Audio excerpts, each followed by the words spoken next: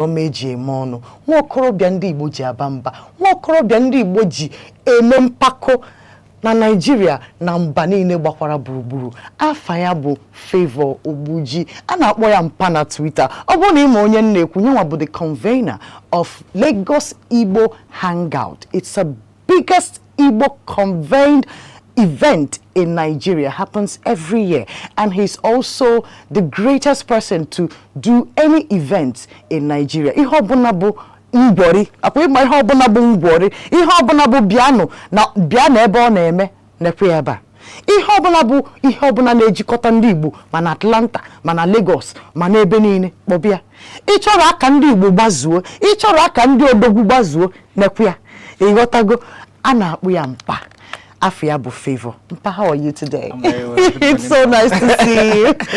Munonya abugoyi na social medium for over 5 years. Maneji beromanyam na aba wefia. Oweluta tamwesya difulu ma by hook ma by crook. Makana faso Davido. Fabulu Davido we dulia piano enugu on Friday night. Igota wesya na ifulunka na imeje kwa ebo na mu na gi. Nyaka obia lotata kai we draw ya 1 or 2. Favour keke imbe. Aha. De mu okwa nwanne mu be ha. So obu na ndi too happy. Bear with me because nnam ayima maka your fashion business. We know about your event planning. We know about everything that you're doing. Mananke buputezigi nke mezigi the global mobulundi kulokubu the Lagos Igbo Fest. So first of all, tell us a little bit about yourself and tell us how you came about the Lagos Igbo Hangout. Firstly, my name is Favour. I'm only Ikwano na Abia State. I go school na Evangel University. I go pure and applied mathematics. I still practice Chinekena. School. I will stop. Like if we are the internet, even mathematician. Yeah, I'm published. Just pass school. So basically, I go school now, Evangel, but Bikwane Nugo Bere, and then with the Lagos Igbo Hangouts, it's basically us globalizing our culture and promoting our culture. What do you think? Because I'm sure you're not the only Igbo person in Enugu. I'm in Lagos. I'm sure there are other Igbo people in Lagos. But what was your idea? How did you come up with, oh, I could get all the Igbo people in Lagos to come to one place at one time and have a good... How did you do that? I always give due credit where necessary. Okay. The idea for the Lagos Igbo Hangout came upon us by I was having a conversation with one of my mutual Chidogo. Okay. Chidogo was in Enugu. Then all relocated to Biawa Lagos, and then we were together in Lagos. And I know Lagos, I know one event, social media Olympics in Lagos, and then we had like the only Igbo people there. Just 2 of you? Yeah, Suzu Igbo. I swear. And then we were not catching everybody's attention. And we were very unapologetic about it. And I've not seen Chidogo in a while. So she was like, Mpa, host us one of these days now. Host us one. She just said it casually. And you know how conversations work now. I think 2 weeks later, I now made a tweet. That my tweets got viral. I made that tweet 3rd of May. Yeah, I want to host an Igbo-themed event. And now, out of the abundance of the heart, the mouth has spoken. And you would be thinking of one and he will bless you with 1,000. Yeah, so the tweets went viral and a whole lot of Igbo people all over the world started supporting us. Harry Obi, the marketing manager for Solana, Harry Obi sent us ₦1 million out of the blues, and I was like, you don't start to. Yeah, he said he wants this event to be a success and he trusts me to deliver. And for somebody who has given you that much, there's a trust level, so I had to deliver, and we went all out. Yeah, we're so grateful for everybody that supported us for the first edition. I'm Mila and Kombu. Mila the second one as well. I know, 2.0 was crazy. Yeah. International correspondence and involvement. If una Moka Obukwa Igbo neje Igbo Hangout on a plan kwa America. I heard some asiri that Nandi America. Very soon, Mekwa the Igbo Lagos Igbo Hangout, yes, Igbo Hangout. And he's the one who is, of course, involved in doing this.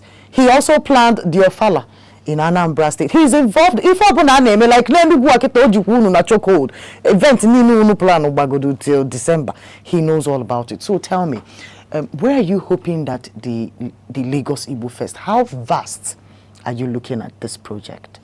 Firstly, one of the things we have done, we are not just limiting ourselves to just Lagos. Okay. Yeah, so in as much as Lagos is the bedrock that has bettered these festivities, yeah, we, even as at last year, we've done Abuja, the Abuja Igbo Festival, we've done Port Harcourt, we're looking at doing Kano, Accra, and basically like all over the world. And then the idea is for Igbos in diasporas, where we come and celebrate ourselves, and we have cultural touch points where we can pick up things from a whole lot of people. A lot of Igbo people who are in diaspora have not experienced what it means to be Igbo. So with these events, we, especially for we the younger ones, we tend to show them the positive aspects of our culture. Yes, you are doing amazing work. Now, I remember the touring. I know you're into touring. You are into big tours, and you host these hikes. They are really big. I don't know, where can you all these things? I'm serious. So there's the hiking, and I know you do it in Abuja, you do it in Lagos and other places. I think there was one that happened in Onitsha at some point. How is the tourism business going on? Firstly, tourism in Nigeria is a very thankless job. Yeah. It's a thankless job. How many thankless jobs are in Nigeria anyway? Almost like everything we do is like charity. Yeah, it's tourism is okay. I've been in the tourism space for say 10 years.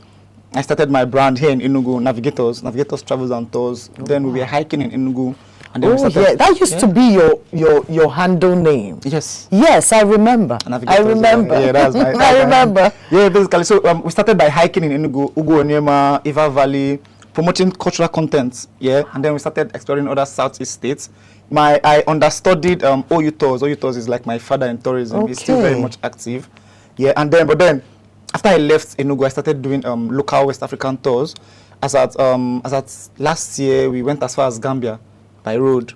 By road? Yeah. Where am I when they're doing all these nice things? Yeah, it's not so for we at Navigators, we are more focused on adventures. Okay. We don't do luxury tourism. We are more focused on adventures, local content. So you'd always catch us in Abuja hiking. Okay. You can see us in Accra skydiving. Yeah, there's this skydiving in Accra. And then we do a whole lot of local contents across Nigeria and West Africa, basically. You do a lot of weird things. I see you at a lot of weird places, doing a lot of weird things. And I'm like, wow, that's like the spirit, because it's exploration. It's the spirit of curiosity, which brings me to my next question, right? You have been not accused. You are used to posting, quotes that are inspiring, They are one-liners, but they are strong. There's this one you're using now. I am a river that never runs dry. Where are those philosophies coming from? Because in as much as you might be writing it for yourself, and I'm saying this because it's feedback from people who wanted me to ask you, what's going through your head when you're dropping this quotes? For my 5 quotes now, which is I'm a river that never runs dry. Yes. Basically, I'm a community leader. I am a community leader with the Lagos Igbo community, and firstly, I know I have to be deep-rooted for such positions. Okay. And deep-rooted in several aspects, finances, knowledge, and all of those things. And me constantly telling myself I am a river that never runs dry. This is me asserting to myself that irrespective of whatever situations I'm in, I would never lack options. So it's a positive reiteration to myself, and I'm always telling myself I'm a river that I can never go broke. I'm just saying it. Is it working for you? It has been working, Okay. Because I'm saying it because even if I'm not seeing something yet, I feel like it does something to my mind. It confirms something to me. I post that like 3 times daily. I wake up in the morning, it's the first thing in my head. I am a river that never runs dry. I've never gone broke in the longest of time. Bro, literally. I'm a river that never runs dry. Which brings me to business. Let's talk about business, especially in the East. Do you think that brands are doing enough, especially Igbo brands? Do you think we're doing enough to invest in Igbo culture? Igbo-owned businesses? Because we know that our people are successful, especially in Lagos. Do you think that these businesses and these brands, no way to help us down here in the East? Firstly, I would say a big shout out to the brands who have been involved doing their bits. I would really say we appreciate you guys. We see what you guys are doing. But then this is also me charging to other brands to do more. we can do more, we can be more. And especially for we in Igbo, we need brand presence. Not just brand presence, because in Igbo, we have good purchasing power. We have the numbers. We have literally everything. We have the brand visibility and literally everything brand wants. And when the Southeast is being neglected, it doesn't tell well. Okay. It doesn't really tell well. So I'm saying to brands, come into the Southeast, come and do business in the Southeast. Right. Do you understand? Come and do business with credible people in the Southeast. Yeah. So you see, there are outlets, in case you say, we don't know who to invest in, we don't know who to use, we don't know who to talk to. Mpa is here for you. If you need to reach out to brands, you need to reach out to these people. Talk to us. We know where to find them. So, because Igbo Sina, ana man masino no we pubilo, not outside where Maziaki ya consider no. So let everybody be guided. My dear, I want to look at some of your experiences. Okay, something fun. We need 90 serious. Have you had any unforgettable experience combining, your event planning, your event management, and your tourism business? Have you had maybe an unforgettable experience? Yes, I've had. Or maybe not funny, life-threatening. Oh my goodness, life-threatening. In 2020, yeah, I think after the lockdown, we were just the lockdown was for a while, and I'm an outdoor person. I'm an adrenaline junkie. I know. If I don't do something risky in months, I'll start getting depressed. I told you, I've seen him in great places. Yeah, so underwater. So that lockdown period, we were indoors for like 4 months. I could not be outside. I was literally going crazy. Listen, it's not funny. I have to share this story. Sorry. I was going crazy 4 months, and I've not hiked. I've not hiked. I've not done something that would. So I think around September, October, the lockdown was now lifted a bit. So they're now getting better, and I started reaching out to my partners. Let's have a hike in Enugu. Let's have a hike in Enugu. And then because we've not gone out in a while, we've not assessed the security situation. Okay. We were now, I think we were about like 30 of us. We now went on a hike somewhere, that place. Only you now outside it, Transekulu. We were hiking. We were almost done, and we were coming back. Now some boys did maputa. It was weird. It was. And most of the boys in my community, shared their hammer. Yeah, they will literally throw their lives for the flimsiest of things. And as their leader, I have to make sure everybody's tamed, everybody's. So when those boys came, those boys were like 30 on that hike. Those boys were like 10. Today Maputa, we're like, I know was. Right. And then they started harassing us. So it was. I was telling you, they started harassing us, groping the ladies, and I couldn't let that. It was weird. It was crazy. I can't forget. Enugu. Yeah, in this Enugu. The video trended online then. Chimo. Yeah, and we were in the bush. We could fight these people. Okay. We could. Okay. And I had females with me. I can't jeopardize anybody's safety. Gotten messy. So we allowed them. I think they robbed some persons. They didn't take our phones. Okay. We just give them money and all of those things. And then I made a video while I was still there, posted online, that was even going viral then. So that experience is something that it took a while to shake off, especially because we had international guests. I had people flying in from Sierra Leone. Yeah, it's one of the things we do here in Enugu. When we put up our big hikes, we have people coming in from all over Nigeria to come and walk. Yeah. See, you are neglecting our place. You don't know. They don't know. From come on. I was with Nautical East. We were pulling in people from South Africa. 2021, then we started Navigators. So you're saying this carelessness, this because it's careless. I don't want to call it insecurity. It's carelessness. It was carelessness. This carelessness. Would you say it's some of the reasons why we're not getting the things we're supposed to get around here? Because that experience you just explained, I'm thinking people in your group, there are some who would have had reservations after a whole that. lot.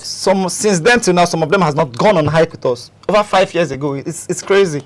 The ones who have been on hike with us, they trust my credibility. Sure. It's one of the things. But then it was a mess for my international partners. I told them, I had people flying from Sierra Leone, from South Africa to hike in Enugu, and their experience was they were being. It was crazy. 20. Yeah, I won't forget it. 21. Yeah. Stop that. That's not okay. Yeah, I think it's something I have not even forgotten about that. So right now, if we're on hikes, we have to make plans for security. Okay, good, because I don't take chances. So now you have security with you. I don't take chances. So you see, because I love hiking, we should all.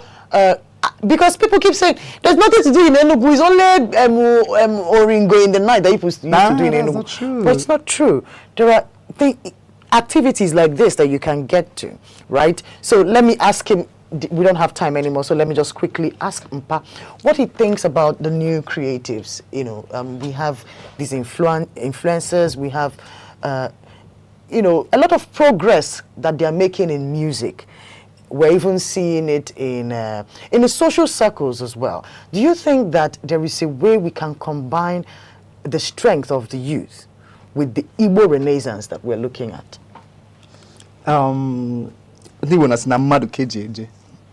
you understand? So basically, the whole creative sector now with Igbo Renaissance, we need synchronization. Partnership would not just do. We need to be synchronized, properly synchronized. Okay. Again, we're talking about the globalization of the Igbo culture. We're talking about the positive propagation of the Igbo culture. We need to be in sync. We need to be in sync. And then this is a whole lot of work. This is a whole lot of narrative building. There's a whole lot of mindset shifts. Okay. And there's a whole lot of dropping the archaic and looking towards the future. Do you think that older Igbos need to also help us in this journey? Because the older ones, you have completely abandoned it. There is a disconnect. People. Yeah. You have completely left it to us. There's a disconnect, and I don't know why. And anytime we bring up these conversations, they always bring up the war trauma and all of those things. But then the war has happened. Don't they want to heal? Man, the war has happened, and there is a disconnect between that generation, our generation, and the future generation. For we now in this generation, we're even trying to bridge with the future because our times are numbered. The times are numbered. Our times are numbered. My 30s, I might not have as much energy as a 20-year-old person. Welcome to our club. So we need proper sync between that generation, our generation, and this generation. We need to sync. This generation won't do it alone. We won't do it alone. Them won't do it alone. We need the experience of these people. Now this ones where they are our back. Now don't be the problem. These ones are the real. We need their experience. The gap between us and them is this wide. It's crazy. It's very. Look, it's so. We are the young people. We are trying to teach the young ones. We are the ones having the necessary conversations online, fighting. All this bigotry and everything, all the ideologies we're trying to change and shift. You older Nigerians are the older Igbo people. We are looking inwards now. Yeah, actually, we need proper sync with our elders. We need them to put us in spaces. We need them to put us in conversations. We need to stand on their shoulders. It is our birthright. We are demanding. We are demanding it. We are not asking. We are demanding it. That's the way it's supposed to be. Who calls up this? Yeah, young people say involve us. Involve us in what is going on. Apamuna favor Muji Ana Pompa, the globalist, that the young man that is taking Igbo culture, taking Igbo to the world, taking Igbo global. If you want to know what is happening in an Igbo, if you want to come and join other young Igbo people, progressive Igbo people who are doing wonderful things in an Igbo, come and join us. Now, Voice of the East Kine again. May your Cindy bye. Thank you so very much. Keep watching Voice of the East, keep supporting them, keep doing business with Voice of the East. They are the very credible, very reliable. They've been our partners from the first edition of the Lagos Igbo Hangout, the Abuja Igbo Fest, the second edition as well, and they are our lifelong partners. So keep doing business with them. Thank you very much. I'm gonna go and be a proud Igbo somebody. I'll see you later.